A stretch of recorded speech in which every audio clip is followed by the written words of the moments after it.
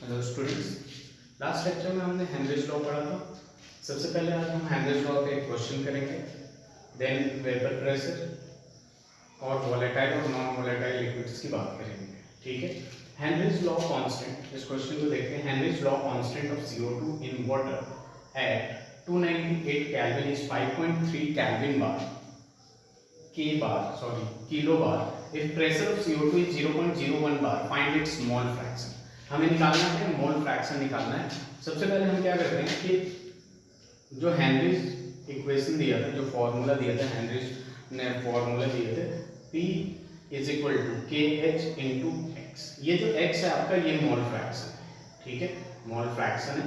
ठीक है, और ये जो P है प्रेशर है, तो P of CO2 is equal to KH into x, यानी CO2 का मोल फ्रैक्शन। हमें निकालना क्या है, find its mole fraction. Mole fraction निकालना है, वैल्यू रखते हैं। प्रेशर कितना दे रखा है आपका 5/3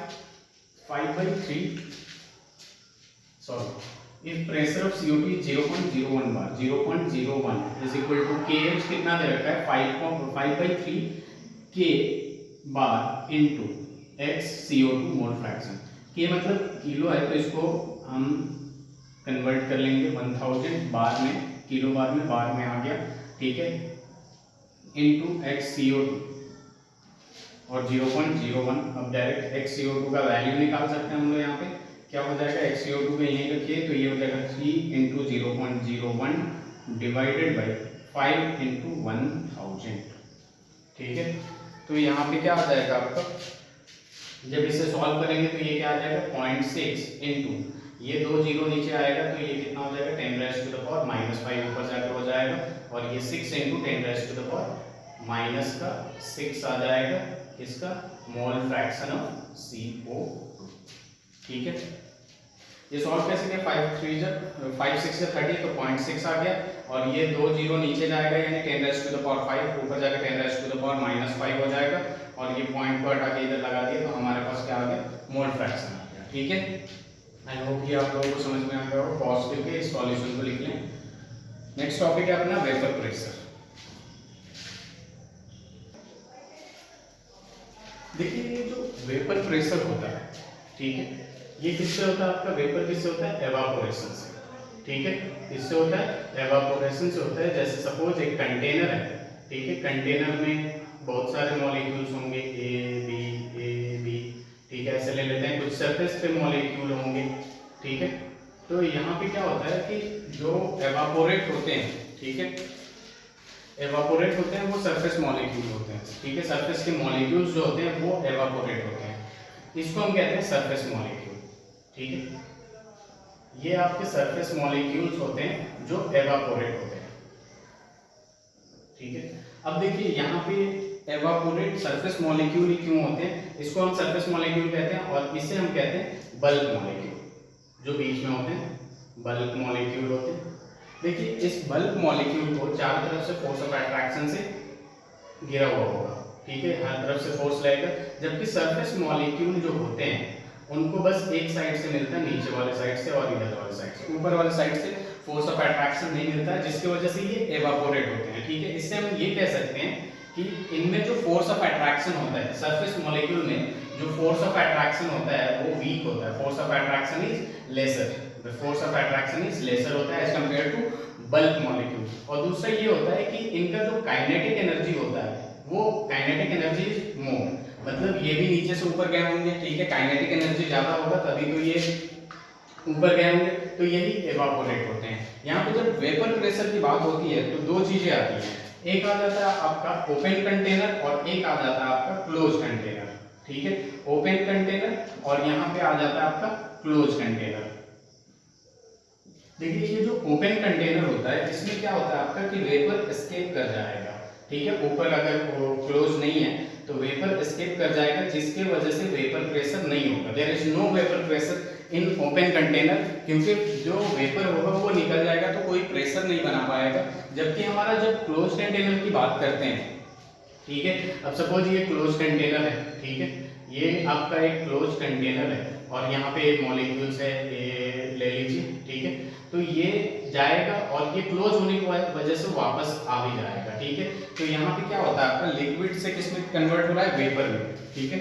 यहाँ पे वेपर एस्केप्स और यहाँ पे क्या हो जाएगा आपका, vapour can not escape, vapour can not escapes, ठीक है। और यहाँ से ये क्या होगा, लिक्विड से आपके जो कन्वर्ट होगा वो किस में कन्वर्ट होगा, वेपर में। Liquid converted into vapour, then vapour converted into liquid. यानी यहाँ पे जब हम देखेंगे तो एवापोरेशन तो होगा, एवापोरेशन होगा आपका, एवापोरेट होगा, और लेकिन ऊपर जाके जब जाएगा यहाँ क्लोज होने की वजह से यहाँ पे कंडेंसेशन भी होगा, जिसकी वजह से आप देखते होंगे कि बबल्स वगैरह बोतल वगैरह में वो इसी वजह से होता है, ठीक है। एवापोरेशन होगा, कंडेंसेशन होगा, यानी यहाँ एक इक्विलिब्रियम स्टेबल होगा। क्या होगा, इक्विलिब्रियम स्टेबल होगा, liquid converted into vapour, then vapour converted into liquid, ठीक है। अब देखिए यहाँ पे जो प्रेशर ऑफ वेपर होता है, ठीक है, अबव लिक्विड सरफेस, उसको हम कहते हैं वेपर प्रेशर, ठीक है। Pressure of liquid above vapour pressure is vapour pressure, above liquid surface is vapour pressure. यहाँ पे दोबारा मैंने लिख दिया open container, close container. Open container में वेट ऑफ लिक्विड जो होगा वो डिक्रीज कर जाएगा, वेट ऑफ लिक्विड यहाँ पे क्या होगा आपका, डिक्रीज कर जाएगा, ठीक है। वेपर कैन एस्केप, ये क्यों होगा, क्योंकि वेपर एस्केप कर जाता है, ठीक है, वहां से निकल जाता है, और यहाँ इक्विलिब्रियम स्टेबल नहीं हो पाता है। जबकि हम बात करते हैं क्लोज कंटेनर की, तो क्लोज कंटेनर में क्या होगा, वेपर कांट एस्केप। अब वो उसके अंदर है तो मास जो होगा वेट सेम होगा, वेपर कांट एस्केप, ठीक है। अब यहाँ पे हम बात करते हैं लिक्विड जो होता है वो किस में कन्वर्ट होता है, वेपर में कन्वर्ट होता है, वेपर जो होता है वो लिक्विड में कन्वर्ट होता है, ठीक है। और जो प्रेशर बनता है अबव लिक्विड सरफेस उसको हम वेपर प्रेशर कहते हैं, द प्रेशर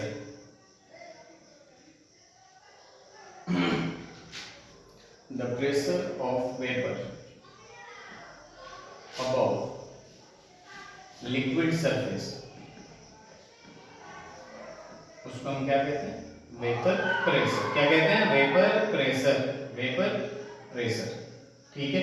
तो ये हो जाता है आपका क्लोज कंटेनर में, जिसको वीपी से हम रिप्रेजेंट करते हैं। आगे हम वीपी से ही लिखेंगे, पूरा नहीं लिखेंगे, ठीक है, वेपर प्रेशर। और यहाँ क्या हो रहा है आपका, इक्विलिब्रियम आ रहा है, ठीक है, इक्विलिब्रियम आ रहा है। एक चीज और बता दूं, मैं लास्ट उसमें बनाया था, जैसे यहाँ पे ऊपर जाएगा एवापोरेशन होगा, ठीक है, और फिर नीचे आएगा, जैसे ये लिक्विड से कन्वर्ट होकर किस में जा रहा है, वेपर में, और फिर वेपर से किस में आएगा, लिक्विड में आएगा, जिसको हम क्या कहते हैं, कंडेंसेशन कहते हैं। क्या कहते हैं, कंडेंसेशन कहते हैं। अब हम पढ़ेंगे कि ये जो वेपर प्रेशर है वो किस किस फैक्टर पे डिपेंड करता है। नेचर पे डिपेंड करता है, साइज ऑफ कंटेनर पे डिपेंड नहीं करता है, शेप और साइज ऑफ कंटेनर पे डिपेंड नहीं करता है, नेचर ऑफ सॉल्वेंट और सॉल्यूट पे डिपेंड करता है।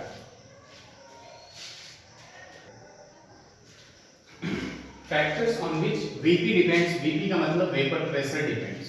तो जैसे कि मैंने बताया कि ये साइज या शेप ऑफ कंटेनर पे डिपेंड नहीं करता, और किस पे डिपेंड करता है, नेचर ऑफ सब्सटेंस पे डिपेंड करता है। जैसे कि आपको सबसे पहला पॉइंट क्या हो जाएगा आपका, it does not depend upon shape और साइज ऑफ कंटेनर। शेप या साइज ऑफ जिस कंटेनर में रखा जा रहा है उसके शेप और साइज पे डिपेंड नहीं करता है, ठीक है। दूसरा क्या हो जाएगा आपका, किस पे डिपेंड करता है, it depends upon nature of substance, it depends upon nature of substance, upon nature of substance. अब ये कैसे नेचर ऑफ सब्सटेंस पे डिपेंड करता है, इस बात को मैं एक्सप्लेन करता हूँ। जैसे मान लीजिए H2O है, H2O में क्या होता है, हाइड्रोजन बॉन्डिंग होता है, और C2H5OH है, वहां पे भी क्या होता है आपका, हाइड्रोजन बॉन्डिंग होता है, ठीक है।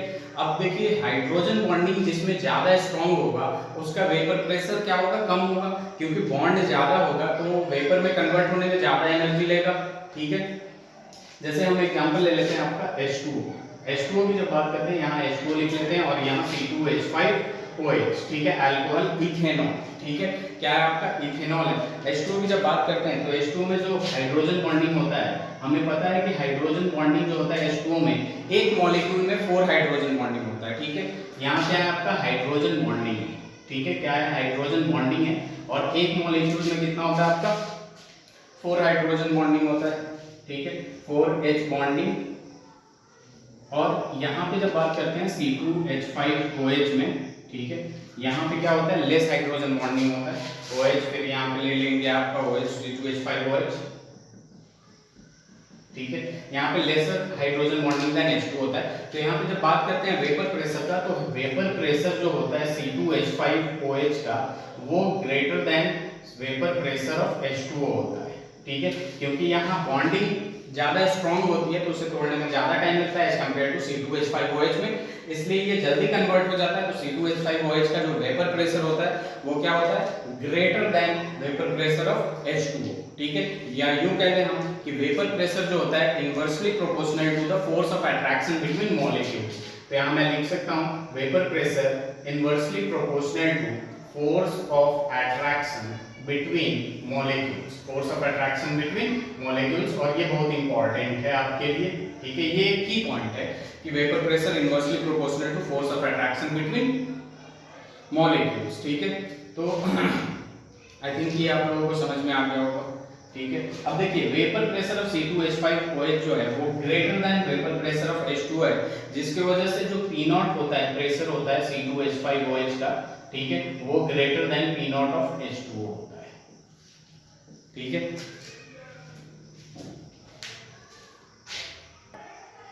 यहाँ जो P0 है, P0 प्रेशर ऑफ C2H5OH, ठीक है, प्योर C2H5OH का जो प्रेशर होगा वो ग्रेटर देन P0 H2O हो जाएगा, ठीक है। इसका एक हम क्वेश्चन करते हैं, ठीक है।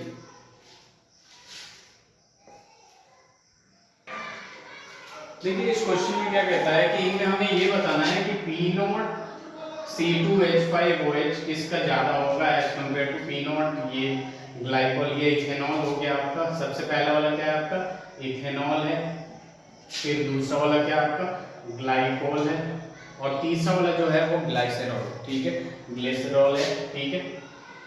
तो देखिए यहाँ क्या होता है कि हम सबसे पहले इसमें देखेंगे हाइड्रोजन बॉन्डिंग किसमें ज्यादा होगा। तो यहाँ दिख रहा है आपका 1 2 3 तरफ हो रहा है, इसके 2 तरफ हो रहे हैं और इसके 1 तरफ हो रहा है। तो इसमें हमें P0 बताना है, क्या बताना है, P0 बताना है। एग्जांपल है तो P0 जो दिख रहा है आपको, देखिए हाइड्रोजन बॉन्डिंग सबसे कम इसमें, तो वेपर प्रेशर ज्यादा, वेपर प्रेशर ज्यादा, तो C2H5OH का इथेनॉल का P0 ये ज्यादा होगा, फिर P0 ग्लाइकोल होगा, एंड देन P0 ये क्या हो जाएगा आपका ग्लिसरॉल हो जाएगा, ठीक है। क्योंकि देखिए हाइड्रोजन बॉन्डिंग सबसे मैक्सिमम इसमें होगा, H बॉन्ड मैक्सिमम इसमें होगा, देन इसमें होगा, उसके बाद इसमें होगा, और जिसमें सबसे कम होगा उसमें वेपर प्रेशर, उसका वेपर प्रेशर सबसे ज्यादा होगा, यानी P0 इथेनॉल प्रेशर जो होगा सबसे ज्यादा होगा, ठीक है। तो ये आप लोगों को समझ में आ गई। साथ साथ में आप लोग नोट्स बनाते चले, ठीक है, ये बहुत ज्यादा काम आएगा। अब हम बात करेंगे वोलेटाइल एंड नॉन वोलेटाइल की बात, ठीक है।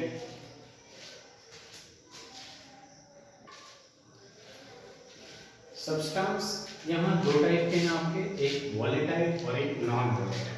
वोलेटाइल में जो P0 होता है वो नॉट इक्वल्स टू 0 होता है, और P0 जो होता है इक्वल्स टू नॉन वोलेटाइल में P0 इक्वल्स टू 0 होता है, ठीक है।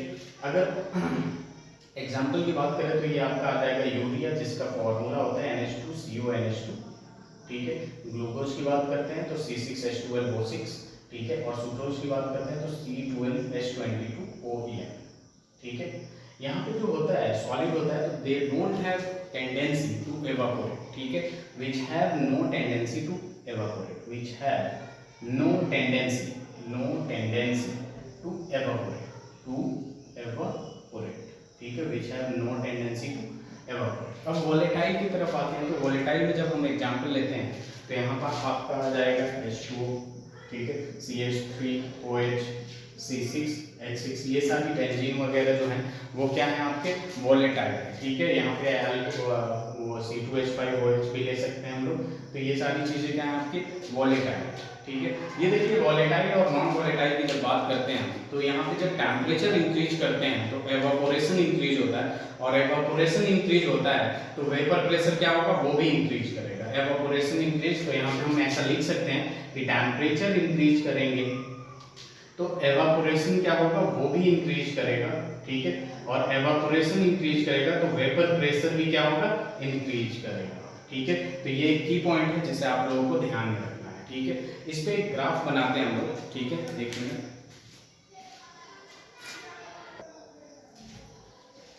जैसे कि मैंने आप लोगों को बताया कि जैसे हम टेम्परेचर इंक्रीज करते हैं, ठीक है, तो यहाँ पे क्या होता है कि एवापोरेशन भी क्या होता है, इंक्रीज होता है, ये तो हमें पता है। और एवापोरेशन इंक्रीज होगा तो वेपर प्रेशर क्या होगा, ये भी इंक्रीज करेगा। तो ये एक की पॉइंट है जिसे आप लोगों को ध्यान रखना है। ग्राफ हमें बनाना है वेपर प्रेशर और टेम्परेचर के बीच में, ठीक है। इनका जो ग्राफ होता है ऐसे आता है, जैसे जैसे टेम्परेचर इंक्रीज करते हैं वैसे वैसे वेपर प्रेशर इंक्रीज होते जाता है, ठीक है।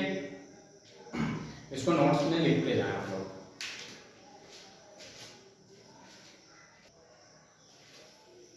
Vapour pressure of solution containing two volatile liquid, ठीक है। सॉल्यूशन है आपका, सॉल्यूशन में हमें पता है, ठीक है, एक होता है सॉल्यूट और दूसरा होता है आपका सॉल्वेंट, ठीक है। एक होता है सॉल्यूट और दूसरा होता है सॉल्वेंट। वोलेटाइल लिक्विड लेंगे और क्या आ जाएगा आपका, दोनों ही क्या होना चाहिए, वोलेटाइल लिक्विड होना चाहिए, यानी सॉल्यूट भी आपका वोलेटाइल लिक्विड होना चाहिए, ठीक है। तो यहाँ पे आया वोलेटाइल, ये भी है आपका वोलेटाइल लिक्विड, और ये भी आपका क्या हो जाएगा, वोलेटाइल लिक्विड, ठीक है। अब हम क्या करते हैं, इसमें ए और बी कंसीडर कर लेते हैं ताकि इजी होगा। ये जो सॉल्यूट है उसको बी ले लेता हूं मैं, और ये जो आपका है सॉल्वेंट है उससे मैंने क्या ले लिया, ए ले लिया, ठीक है। तो देखिए जैसे एक कंटेनर है आपका, ठीक है, यहाँ पे ये ए वाले हैं, और एक कंटेनर ले लेते हैं सॉल्वेंट वाला जिसमें क्या है आपके बी वाले वोलेटाइल है, ठीक है। क्लोज कंटेनर है, जाएगा फिर वापस आएगा, जाएगा और वापस आएगा। अब हमें सॉल्यूशन बनाना है, यानी दोनों को क्या करना पड़ेगा, मिक्स करना पड़ेगा। और एक मिनट अभी मिक्स करता हूं मैं। तो हम यहाँ बात कर रहे थे प्योर लिक्विड की, ठीक है, वोलेटाइल सॉल्यूट, वोलेटाइल सॉल्वेंट, ठीक है। ये दोनों ही क्या है आपके वोलेटाइल है, ठीक है। अब देखिए इसमें क्या होता है कि ए है, इसमें सिर्फ ए है तो ये प्योर लिक्विड ए और ये प्योर लिक्विड बी है, और पी नॉट ए का रिप्रेजेंटेशन का मतलब होता है वेपर प्रेशर ऑफ प्योर ए, बस ए का ही प्रेशर है, और यहाँ पी नॉट बी का मतलब क्या हो जाता है, vapour pressure of pure B. अब इन दोनों को हमने क्या किया, मिक्स कर दिया, एक बड़े कंटेनर में क्या कर दिया हमने, मिक्स कर दिया। तो यहाँ पे ए हो जाएगा, बी हो जाएगा, ए बी ऐसे ही होगा, मॉलिक्यूल्स इधर उधर, और इसमें जो होगा आपका क्या हो जाएगा, ए और बी दोनों के दोनों मिल गए हैं, तो यहाँ पे पी ए और यहाँ पे क्या आ जाएगा, पी बी आ जाएगा, ठीक है।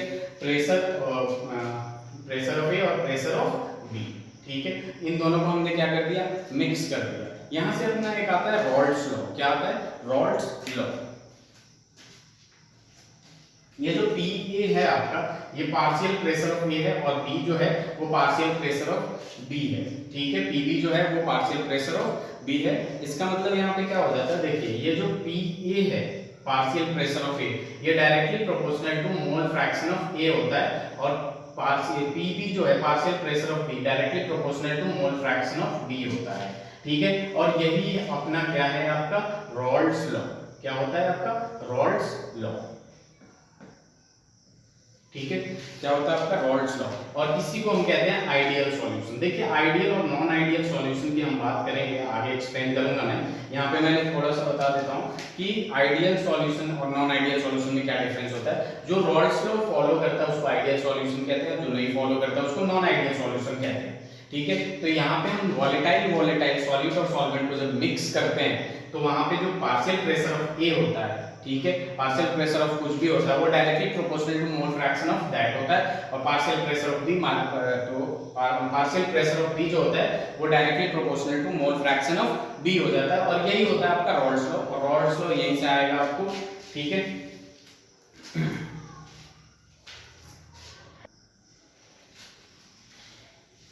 तो यहाँ बात करते हैं अब हम रॉल्ड्स लॉ की, जो कि हमने अभी निकाला था। रॉल्ड्स लॉ क्या होता है, कहता क्या है कि in a solution the partial vapour pressure of each component is directly proportional to the mole fraction of that component, ठीक है। ये तो स्टेटमेंट हो गया, इससे हम मैथमेटिकल टर्म निकालेंगे। देखिए निकालते कैसे, P of A directly proportional to x of A, ठीक है। Partial vapour pressure of A directly proportional to mole fraction of A। वैसे ही B का निकाले तो partial vapour pressure of B directly proportional to mole fraction of B, ठीक है। जब हम यहाँ पे प्रोपोर्शनैलिटी साइन हटाते हैं तो partial pressure of A is equal to आ जाएगा के इंटू एक्स ए। ये जो के है कांस्टेंट है और इसका वैल्यू अभी हम निकालते हैं, ठीक है। वैल्यू कैसे निकालेंगे, लेट अस कंसीडर, ठीक है। हम सबसे पहले क्या कर लेते हैं कि प्योर ए है, लेट अस कंसीडर प्योर ए को हमने क्या ले लिया, प्योर ले लिया, ठीक है। इसमें डायरेक्ट ये भी लिख सकते हैं P A is equal to P not A into x. इसका मतलब क्या हुआ कि partial vapour pressure of A is equal to, ये जो पी नॉट ए का मतलब क्या था, vapour pressure of pure A into क्या हो जाएगा, मोल फ्रैक्शन। ये देखिए वैल्यू आता कहां से, लेट अस कंसीडर प्योर ए। अगर प्योर ए ले लिया हमने तो यहाँ पे जो मोल फ्रैक्शन ऑफ बी होगा वो जीरो हो जाएगा, क्योंकि उसमें और कुछ रहेगा ही नहीं। और ये क्या हो जाएगा, X A is equal to क्या हो जाएगा, 1 हो जाएगा। तो P A is equal to क्या हो जाएगा, के इंटू 1, और P A is equal to K constant which is equal to क्या हो जाएगा, पी नॉट ए। के का वैल्यू क्या है आपका, पी नॉट ए, ठीक है। तो यहाँ पे फॉर्मूला बन गया किसका, रॉल्स लॉ से, P A is equal to P not A into x से, तो P B is equal to P not B into x B, ठीक है। तो ये आपका क्या आ जाएगा, पीबी का मतलब partial vapour pressure, P not B का मतलब vapour pressure of pure A, pure B, vapour pressure of pure B. तो यहाँ पे मैं लिख देता हूँ पी ए जो होता है, ठीक है, यहाँ लिखता हूँ पी ए जो होता है वो क्या होता है, पार्शियल वेपर प्रेशर या पार्शियल प्रेशर ऑफ ए, और पीबी जो होगा वो क्या होगा, पार्शियल प्रेशर ऑफ बी, ठीक है। तो ये होता है आपका पी ए और पी बी, ठीक है।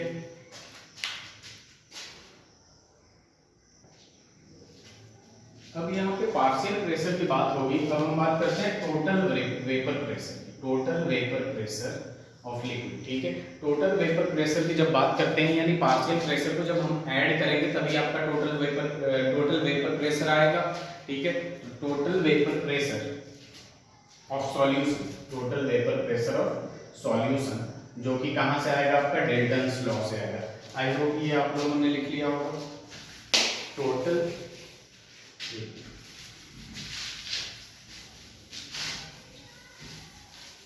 Vapour pressure of solution, total vapour pressure of solution, ठीक है। ये डेल्टन्स लॉ से आता है। डेल्टन्स लॉ क्या कहता है, अगर आपको टोटल वेपर प्रेशर निकालना है तो ईच कंपोनेंट का वेपर प्रेशर ऐड कर दे, पार्शियल प्रेशर सबका ऐड कर दे, तो आपका टोटल वेपर प्रेशर निकल जाएगा। तो यहाँ पे क्या आएगा, P A plus P B आएगा, और P A plus P B का मतलब क्या हो गया आपका, P not A X A plus P not B X B, ठीक है। ये समझ में आया, पी नॉट ए और पी नॉट बी, ठीक है। अब यहाँ पे एक चीज हमेशा ध्यान रखिएगा, पी डी का मतलब total pressure, P not A का मतलब vapour pressure of pure A, pure A, vapour pressure of pure B, और पी ए का मतलब पार्शियल प्रेशर ऑफ ए और पार्शियल प्रेशर ऑफ बी। तो यहाँ ये होता है आपका रॉल्स लॉ। क्या होता है आपका रॉल्स लॉ, यही होता है, ये आपका रॉल्स लॉ हो जाता है। इसके बाद हम एक क्वेश्चन करेंगे ताकि हमें अच्छे से समझ आए। क्वेश्चन करते हैं हम लोग, if 0.78 gram benzene C6H6 and 0.92 gram toluene C6H5CH3 are mixed, find the partial pressure of benzene and toluene। toluene और benzene का partial pressure निकालना है, उसके बाद total vapor pressure निकालना है। इसमें given क्या है, P नॉट B यानी जो प्योर प्रेशर है बेंजीन का, B फॉर बेंजीन वो 400 mmHg है, और टॉलिन का जो प्योर प्रेशर है वो कितना है, 200 mmHg है, और मोलर मास ऑफ बेंजीन 78 दे रखा है, 78 ग्राम, और मोलर मास ऑफ टॉलिन कितना दे रखा है, 92 ग्राम, ठीक है। हमें पार्शियल प्रेशर निकालना है। पार्शियल प्रेशर का फॉर्मूला क्या होता है आपका, PB is equal to P not B into X not B X B, ठीक है। तो सबसे पहले हम क्या निकालेंगे, x जो बात कर रहे हैं हम, ये तो P नॉट दे रखा है, प्योर वाला दे रखा है, हमें मोल फ्रैक्शन की बात करनी है, ठीक है। तो मोल फ्रैक्शन हम निकालते हैं। सबसे पहले मोल फ्रैक्शन निकालने के लिए हमें मोल निकालना पड़ेगा। तो number of moles of B for benzene, given mass कितना है 0.78 और मोलर मास कितना है 78, तो ये क्या हो जाएगा 0.01 मोल्स हो जाएगा, ठीक है, 0.01 मोल्स हो जाएगा। सिमिलरली हम number of moles of toluene की बात करें तो 0.92 गिवन है और 92 ग्राम इसका मोलर मास होता है, तो ये भी कितना हो जाएगा 0.01 मोल्स हो जाएगा। ठीक है, अब हम बात करते हैं मोल फ्रैक्शन की। मोल फ्रैक्शन ऑफ बी की बात करें तो moles of this upon total moles यानी 0.01 अपॉन 0.01 प्लस 0.01 यानी moles of benzene upon moles of benzene plus moles of toluene which is equal to क्या आएगा 0.01 डिवाइडेड बाय 0.02 यानी हाफ मोल्स आ जाएगा। क्या आ जाएगा आपका हाफ मोल्स। सिमिलरली xt की बात करें तो ये क्या आ जाएगा, डायरेक्ट मैं लिख सकता हूं हाफ मोल्स। क्या लिख सकता हूं हाफ मोल्स। अब देखिए यहाँ पे क्या आ जाएगा 0.5 मोल्स दोनों में ही आ गए। हमें अब रॉल्स लॉ का जो फॉर्मूला है वो लगाना है। ठीक है, Pb इज इक्वल टू आ जाएगा P not B into XB। ठीक है, हमें पार्शियल प्रेशर निकालना है। P नॉट B कितना दे रखा है 400 mmHg इनटू XB जो है वो कितना दे रखा है 1/2। तो यहाँ पे निकाल देंगे हम, 200 कैंसिल हो जाएगा और ये आ जाएगा 200 mmHg यानी पार्शियल प्रेशर ऑफ बेंजीन आ गया 200 mmHg और पार्शियल प्रेशर ऑफ जब टोल्यूइन की बात करेंगे तो pure vapour pressure of toluene into xt तो यहाँ आ जाएगा 200 into 1/2 which is equal to 100। pt क्या आ जाएगा, ये mmHg में दे रखा है तो ये दोनों किस में आएगा mmHg में आ जाएगा।